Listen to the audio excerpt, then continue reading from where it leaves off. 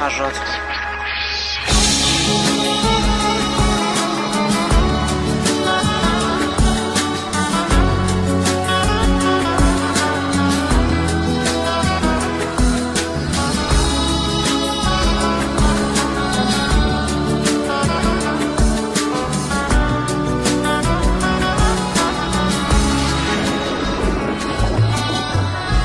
قسمت نشد ببینم خدا نگهداری کنم، فرصت نشد بمونم و از تو نگهداری کنم.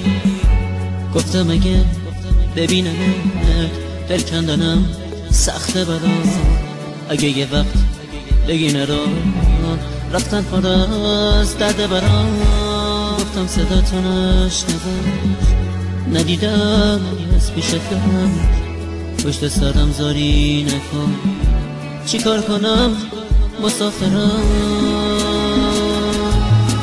من میرم ولی باز تو بدون همیشه یاد تو از خاطر من فراموش نمیشه.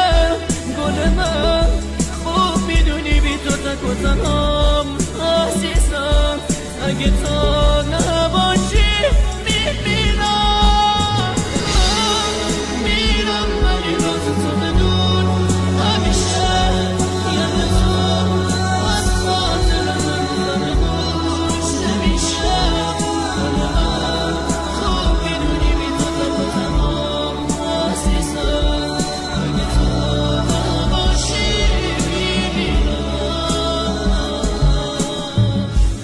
نامه رو تا تنش بخون، گریه نکن طاقت بیار، نامه رو خط خطی نکن، دو جمله رو هم دوام بیار.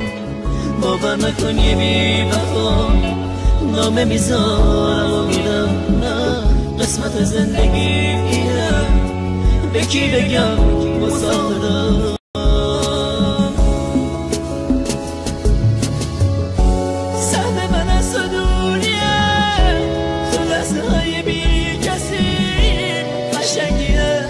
قسمت ماست که ما به هم نمیرسیم. من میرم ولی باز تو بدون همیشه یاد تو از خاطر من فراموش نمیشه. گل من خوب میدونی بی تو تک و تنهام عزیزم، اگه تو نباشی میمیرم.